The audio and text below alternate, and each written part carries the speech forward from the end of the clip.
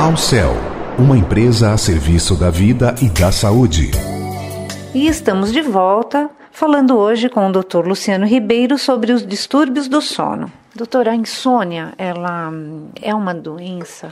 Ela acomete muitas pessoas? O que é exatamente a insônia? A insônia tem muitas causas. A insônia é a dificuldade que a pessoa tem, não só, eventualmente, para começar a dormir, mas frequentemente a pessoa não manter o sono. Ela pode até dormir de maneira mais rápida, mas depois de 2 horas ela começa a acordar e tem muita dificuldade em retomar o sono. Quando a gente fala que tem muitas causas, a gente separa praticamente em 2 tipos de insônia. Existe a insônia que é bem detectada, que você tem uma causa muito bem definida. É quase assim, como a insônia fosse um sintoma de uma outra doença. Então você pega, por exemplo, um indivíduo que tem um quadro psiquiátrico, uma doença mental, ou um quadro de depressão importante, ou tem uma doença neurológica, por exemplo, uma doença de Parkinson, uma doença de Alzheimer, e dentro do seu quadro clínico, ele tem uma insônia e não dorme bem. Então a insônia está entrando como um sintoma de uma doença. Outro exemplo, o indivíduo pode ter uma dor muito importante, uma dor crônica, que eventualmente ele não consegue dormir por causa da dor. Um indivíduo que sofre de câncer, por exemplo, que dá um quadro de dor, ele não dorme em função dessa doença. Isso é importante por quê? Porque todo o tratamento desse indivíduo vai ser direcionado para a doença. Agora, existe insônia como uma doença em si? Hoje é descrito que sim, onde você não detecta exatamente uma causa bem definida. Então a gente chama de transtorno crônico da insônia. Existe aí um universo de fatores envolvendo o transtorno da insônia, mas ela é uma entidade quase que própria, independente de outras doenças. É o transtorno da insônia. Se você pegar, por exemplo, uma insônia onde o indivíduo sabe que ele não dorme porque existe um barulho naquela noite e não está dormindo, não é uma doença, é uma insônia decorrente de um fator bem pontual, inclusive. Você vê, é muito comum, muitas vezes, se você pegar casais onde um deles, geralmente, a gente fala assim, bom, principalmente o homem que ronca, mas a mulher também ronca, mas onde um ronca é um barulho muito forte e o outro não consegue dormir. Então é claro que aí é uma insônia, muitas vezes, por causa desse barulho. Qual a diferença? Se você é um insônia que fala, eu não durmo por causa do ronco do meu marido, exemplo. Bom, e se dormir no quarto separado? Aí eu durmo muito bem. Então era o ronco que estava ocasionando a insônia. Mas frequentemente não é bem assim. Não é o ronco propriamente, não é aquele barulho que leva à insônia. Então por isso que eu falei, ela é multifatorial. Existe aí vários fatores que estão influenciando naquele sono. Mas quando a gente detecta um motivo, um fator, é claro que a gente vai atrás desse fator. Eu falo o vilão da história, a gente vai tratar isso aí. Mas frequentemente a insônia é uma doença onde você tem fatores que você não detecta uma causa bem evidente. Doutor, qual é a quantidade de sono ideal para a pessoa, para o ser humano? Então, essa é uma pergunta importante, porque a gente pode falar assim, a média da população dorme por volta de 7 horas por noite. Eu acho que nem 7. Né? O levantamento nosso do Instituto mostrou que a média da população está dormindo 6 horas, e quase não chega a 6 horas. Ou seja, nós dormimos, em São Paulo, né, exemplo, dormimos pouco. Nós estamos privados de sono. A gente precisaria dormir mais, mas por condições profissionais, sociais. Hoje mesmo eu atendi uma paciente que tem que acordar às 3 da manhã, 3 horas. Então ela dorme meia-noite, acorda às 3, porque ela tem que pegar a condução para entrar no emprego às 5 horas da manhã. Caramba. Então, quer dizer, como é que você vai resolver? E ela vem por causa de uma insônia. Entendi. Ela está dizendo que não está dormindo bem, não consegue dormir, mas ela tem que pôr o despertador às 3 da manhã. Então veja como é problemático exatamente você abordar um paciente desse, de uma insônia desse tipo, onde o problema é social, é profissional. Agora, tem pessoas que podem dormir menos do que 7 horas, tem pessoas que dormem 6, 5 horas e estão bem, assim como tem algumas pessoas que precisam dormir mais de 7, 8 horas por noite. Né? Tem, principalmente adolescentes, precisam dormir 9, 10 horas, muitas vezes, por noite. Mas são os extremos. Por isso que eu digo, a grande maioria dorme 7. Mas não existe um número, né, fixo, né? Para todo mundo tem que dormir aquela quantidade. Agora, o que é interessante hoje, eles estão colocando assim... Tem estudos mais recentes, isso tem um certo interesse, no sentido de mostrar que quem dorme pouco, ou quem está dormindo menos de 6 horas, e o que está dormindo mais de 6 horas. Então eles pegaram pessoas que durante a vida dormem menos de 6 e pessoas que dormem mais de 6 horas. Isso é feito até com polissonografia, com exames, para se detectar exatamente essa quantidade de horas de sono. E eles estão vendo que quem dorme menos de 6 horas aumenta o risco de outras doenças no futuro. Quer dizer, entra como fator de risco é muito semelhante ao que acontece na apneia do sono. O dormidor, vamos dizer assim, quem está se privando de sono, pode ser na criança, na adolescência, a chance de sofrer, por exemplo, de doenças cardiovasculares, obesidade, né, o ganho de peso, doenças endócrinas, diabetes, problemas cognitivos, até mentais, e até mortalidade precoce. Então, a privação crônica de sono pode ser um fator de risco para essas doenças no futuro. Isso é importante, né? Porque se a gente imaginar que a nossa sociedade, os grandes centros, sabe? As pessoas não estão dormindo 6 horas, nós somos potencialmente candidatos no futuro, a sofrer de outras doenças. É claro que isso vai se juntar aqui. Sedentarismo, uma alimentação de péssima qualidade.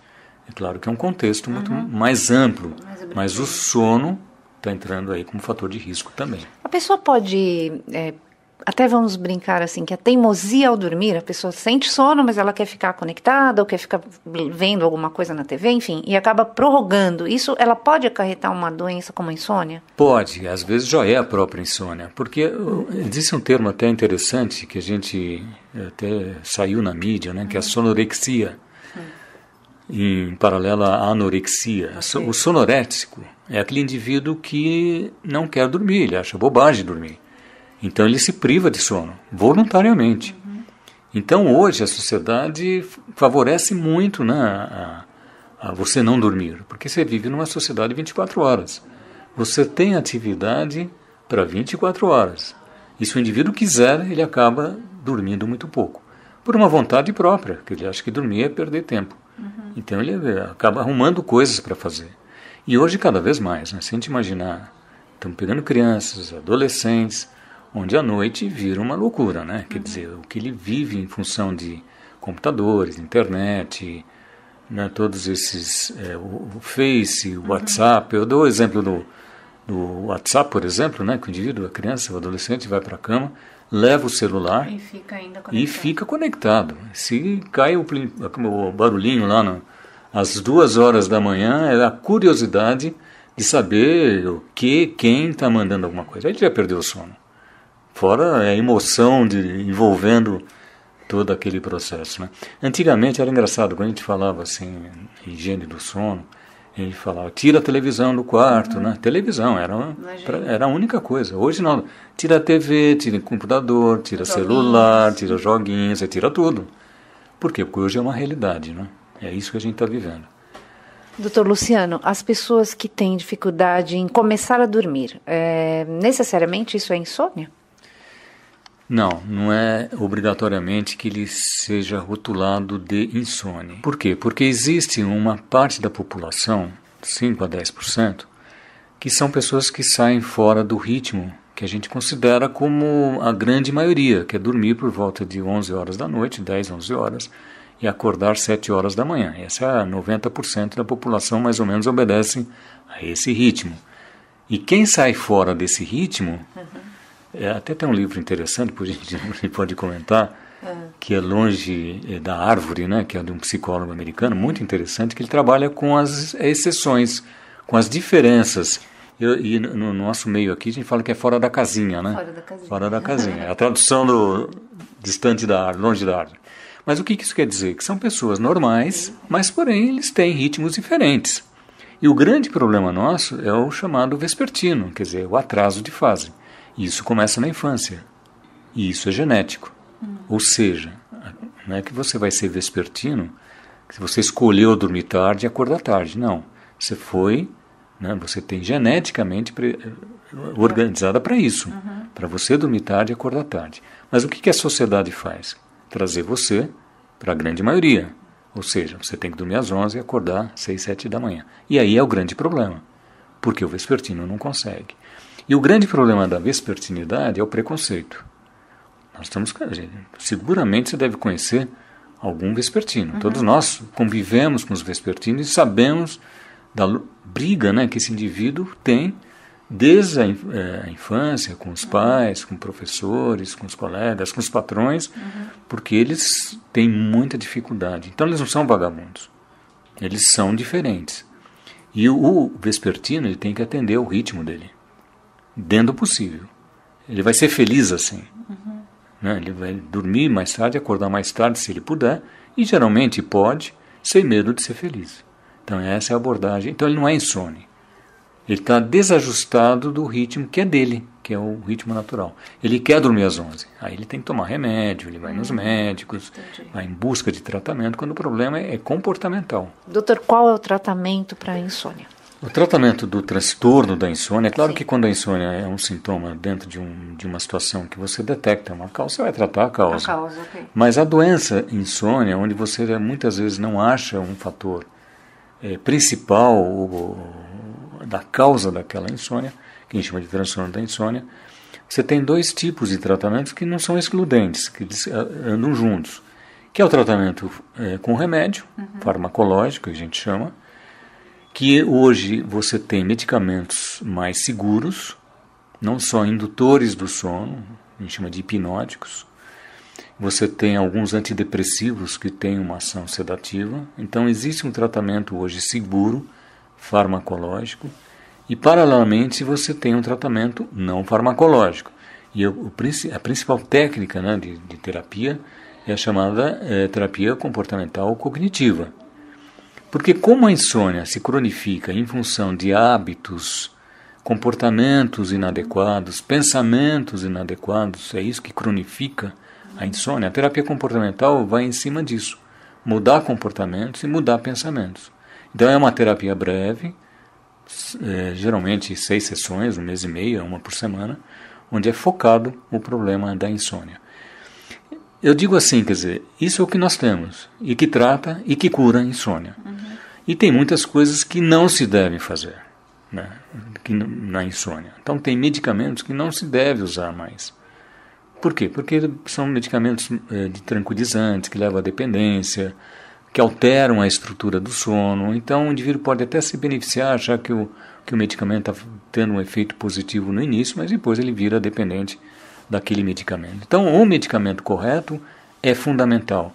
E aí a gente entra também na terapia comportamental, onde você vai abordar principalmente também os hábitos adequados para uma boa noite de sono.